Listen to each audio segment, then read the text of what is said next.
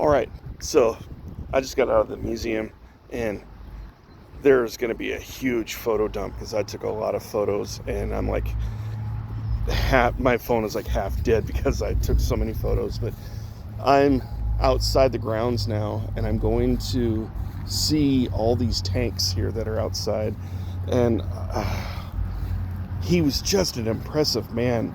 It looks like that practically from the very beginning, he was groomed to be a soldier. I mean, he was always playing with toy guns, and just like he had every intention of being a soldier. And what a remarkable life he led. He was a capable soldier. Obviously, oh man, it's so hard to collect my thoughts here. But here, let me show you. Right there, there's this big marquee right out here in front. Get my head out of the way. He was such a remarkable man. Of course, the highlights are that he'd always been into physical fitness. He was an athlete. I believe he was in the Olympics.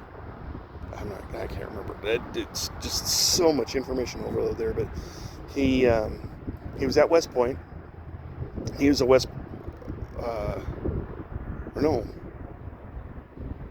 Virginia Military Institute. He was a Virginia Military Institute. My bad. At any rate, he come from a long line of soldiers. It was said that 16 of his ancestors had served in the Civil War, including his grandfather, who was he was another George S. Patton. But he was a colonel, I believe, and he was killed there in that conflict. But Patton was a unique individual. He was a soldier. He expected a lot out of his soldiers. Obviously, he expected them to fight hard, and for whatever reason, they loved him for it. But he also had the mentality of like never expecting any soldier under your command to do something that you yourself wouldn't do, and he lived that. Of course, we also know of the isolated incidents actually I didn't know that, but there was two instances where he slapped soldiers, and that's what got him demoted. And invariably, that's what actually got him removed from leading the assault at Normandy. He sat that one out because of he got in trouble, and what he took for he mistook PTSD, what we call now PTSD. Back then it was shell shock or something like that, but as cowardice. He thought the soldiers were just being cowards when really they were mentally fatigued from the stresses of combat. So it was kind of a big deal. My final thoughts on the man they haven't changed. I've always had great admiration and respect for the man. I always thought that he and Rommel that would have been a good fight. That would have been a hell of a fight. Apparently, after the smacking those soldiers, he was in exile, but the Germans were just on. They were trying to find him. They didn't realize he was in exile, so they were searching high and low. They were trying to get to him. They wanted to take him out because they genuinely feared him. They were afraid of him. They wanted to take him out so that he couldn't take out Rommel or anybody, any other, capable tank commanders they had on their side.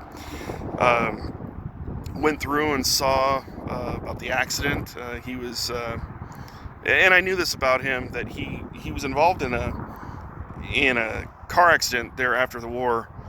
He never came home. He actually died over there because of complications due to the injury sustained in that accident. The young man who was his driver was actually brought up on charges, and he actually scuttled that investigation. He told them that it was an honest mistake, and that no need to ruin this young man's career. So, I mean, for all his bluster and all that, and his swagger, he was seemingly a very pompous and arrogant man, but he was one of those guys that could back it up. He had great insight on battle tactics. There was even some props in there from the movie that George C. Scott portrayed him. Now, I remember in that movie, they kind of portrayed Patton as someone who believed in reincarnation and all the like, and that, he believed that he had been past generals and such. I don't know how much of that was true and how much of that was Hollywood, but he certainly was a capable commander, and he was always constantly pushing himself to be the best that he could be, whether that was his physicality or his academic acumen. So he was a smart man. He was a brilliant man, brilliant technician, and we were lucky and blessed to have him on our side. So I'm going to flip this around. Here is a Sherman. So this was kind of the workhorse in World War II. As you can see, the end of that barrel got blown out, but these are all tanks that were of that era. You'll have to forgive me, I don't know my tanks. I was never an armor guy. I joined the Army to be a military policeman, so I don't really know my armor like some other grunts out there. And of course, I'm leaving comments up, so anyone who wants to, pipe up and say, hey, Bill, you're an idiot. This is this, and this is this, and that is that, and blah, blah, blah. I guess you could feel free to do that. But over there, it almost looks like it's a cemetery of past heroes buried, or maybe they're just monument markers or something. I haven't really walked through there, and I'm getting kind of pressed for time because if I'm leaving early in the morning to head back home, I still need to do laundry and such to get prepared for the journey home. But I just thought I would go through here and take a little video, walk the grounds. What's this? Oh, see, if I had looked closer, they're just serial tags and all that. But there is this guy off in the distance, and that looks pretty old, like pretty rusted, like all of these are. I mean, these are all bona fide, genuine relics of history, and we got some open pads here, so it's like this is a scaled down version of the Patton Museum. There used to be a lot more here. As my understanding is that they moved a good chunk of it down to Fort Benning, Georgia.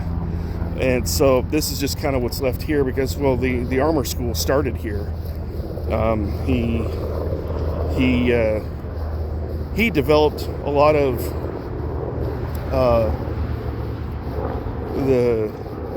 the battle tactics and leadership, especially.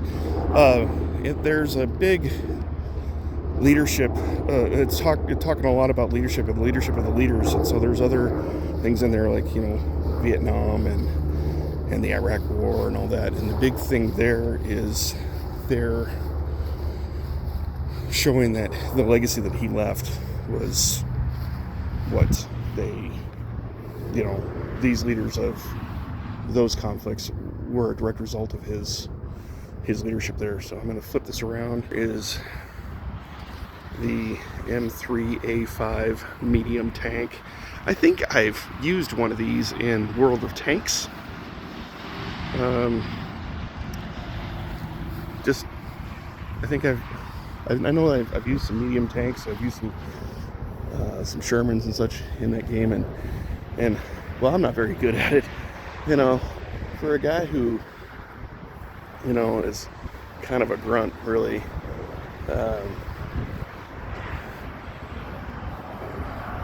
Trying not to get other people in here out of courtesy and respect to them. But here's a walkthrough of this guy here. I get my ass kicked a lot in that game.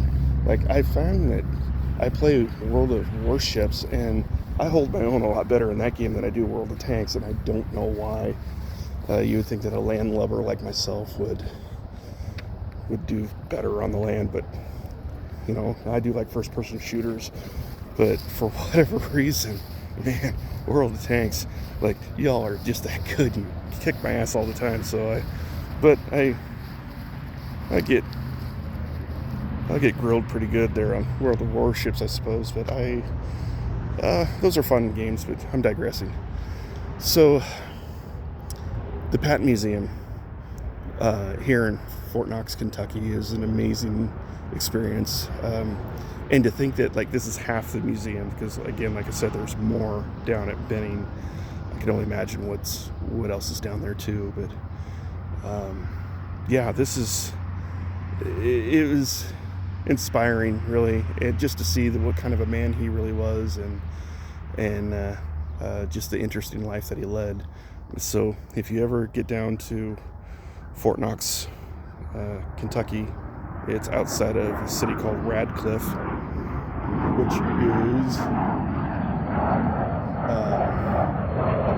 near Elizabethtown, which is the next major town there. It's about, if you're looking for actual, yeah, that's a jet that flew over. If you're looking for an actual landmark or major city, Louisville is probably about an hour and a half-ish from here, coming back southwest from Louisville. So, at any rate, I highly recommend coming out this way. Get on Highway 31W, going towards Radcliffe. Go through Radcliffe and just stay in the right-hand side of 31W, and you'll see that big marquee that I just put in this video there. And right after that marquee, it's like probably like an eighth of a mile, if that, 16th probably. You stay in that right-hand lane, and then you see the open gate. You turn right there at the open gate, and that's the gate's right there. You'll see this big building here, and then here's this parking lot, and you'll see these tanks first and foremost, and then you'll just walk down this sidewalk here all the way to, that's down there, that's the front entrance of the museum. You're going to pass this Armor Memorial Park here they have, and we'll just take a look at that real quick before we head out. So there's this dedication there in 1990, July of 1990. Thomas Foley was a Major General, Chief of the Armor. And then you have all these units here that have served with, I assume here on this base or with Patton. There were some photos that I took inside of like all the units that served with Patton, and I took a couple pictures specifically to point out the 82nd Airborne had served under Patton, and that's kind of near and dear to me because I have a good friend that is the nephew of Audie Murphy. Audie's nephew has done World War II reenacting and reenacted as 82nd Airborne, so that was always cool. When I did World War II reenacting, I did the 1st Infantry Division, otherwise known as the Big Red One. That's near and dear to me because my father served with them in Vietnam, and I've always had a big fascination with the Big Red One. At Home Depot, one of the assistant managers was Big Red One. Really big deal. So here is all these, I'm not going to go through here because again I'm pressed for time, but all these dedications and so here's all these markers and memorials and all that. Looks like there's a Black Hawk there, or Pave Hawk, whatever it is, but all these are dedications to armory units that have served in all the the conflicts of our nation, from Vietnam to Korea to the Gulf War and such. So I'm going to wrap this up because wow, this is a 15-minute video, all on the Patton Museum, and it's just amazing. I can't speak enough about how amazing this this museum really is dedicated to the man, and and they show him as the man that he really was. It's not like a Hollywood fluff piece where they're venerating him as this great, flawless individual. I mean, he had his faults. Like I said earlier, I mean, he was a bit pompous, he was a bit arrogant, but he could back it up. He was a physically fit human being. Obviously, I mean, he was athletics was really big with him.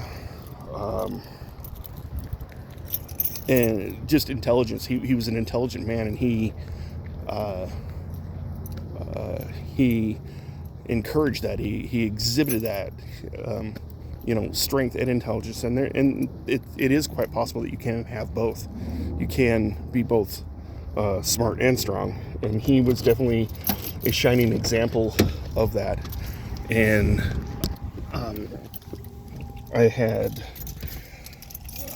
a great time here. Really, it was truly an amazing situation to get here. And like yesterday, excuse me for a moment, I'm hooking me up here so I can be hands-free in the car. I'm gonna roll down the window because it's hot. So, like, I always knew he was smart. I always knew he was athletic. And the fact that he had encouraged that in his men. He wanted them to be smart. He wanted them to be athletic. He wanted them to be tough fighters. He wanted them to win the war, and do right for his country. So just an incredible human being, and an amazing war hero. Again, I've said before, to quote Master Yoda, wars do not make one great, but man, he was a great human being for what he did, and we wouldn't have won that war without men like him. So that's to be praised and to be celebrated. So this is not the last video of this series, because I'm going to go take a quick clip when I drive past the vault, just to see it from the freeway here. But there's this barracks thing that I could go in and look, but like I said, I got to get going. But I'm rabbit trailing again. So yeah, come to Fort Knox, come to the museum. If you are a military historian, or if you're an avid historian like myself, but you're really into military history, and you're in Kentucky, do come here to Kentucky. Do come to Fort Knox. Do come to the Patton Museum here and check it out, because there's just so much in there. And I took pictures of just about everything without really reading it, which I'll go through later. But I mean, there's stuff I knew about him, and then there's other stuff like the little nuances of like how he was when he was a baby. There were some of his baby socks, his baby boots, and his toys that he had. He again, from day one, George was geared to be a soldier, and he was a soldier. So he was an incredible human being. He was an amazing and capable commander. He just got ahead of himself sometimes, and he didn't like visiting wounded troops, but he forced himself to do it because it was the right thing to do. Like a commander should do that. If a commander's going to send someone into battle, and if that someone is injured, the least you could do is go and visit him while he's convalescent and say, "Hey, bucko, good job. You did fine, and thanks for your service," kind of thing. So with that, I'm going to wrap it up, because we're rolling up on 20 minutes now. Wow, sorry. But yeah, do come to Kentucky. Do come to Fort Knox. Do come to the Patton Museum. It's free. They do take donations. They don't harp on you for it, but just come and enjoy and learn, and you'll be You'll be blessed for it. So happy trails, and I'll talk to you next time.